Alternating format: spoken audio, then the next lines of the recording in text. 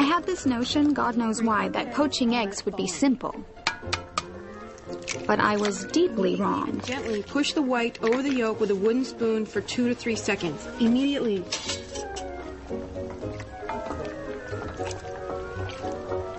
Ew. Disgusting.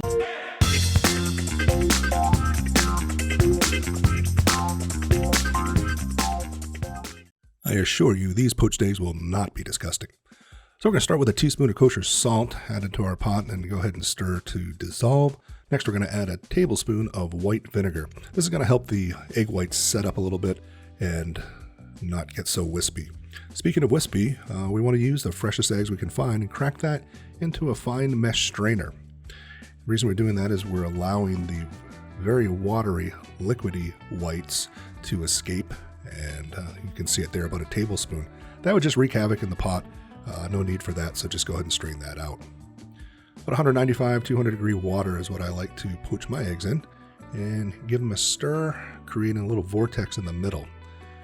I'm going to gently pour our egg into that, and that swirling water will help wrap the egg white around the yolk, giving it that nice pillowy package that we love in a poached egg. Also, try to keep the egg from sitting on the bottom of the pot for any extended period of time, because they'll create this little foot that's a little bit, I don't know, the texture's not that great. So I'm taking mine out at 3 minutes and 15 seconds because I really like a soft poached egg. So what's great about poached eggs is they keep in the fridge for up to 5 days. So after you cook them, just put them in an ice bath and then into a container like this and pop them in the fridge for, like I said, up to 5 days. And then when it comes time to reheat, 150 degree water, give them a few stirs and let them go sit in there for about 2 minutes, and they will be just as good as the day that you poached them, because who wants to be poaching eggs when you could be hanging with your friends and having mimosas before brunch?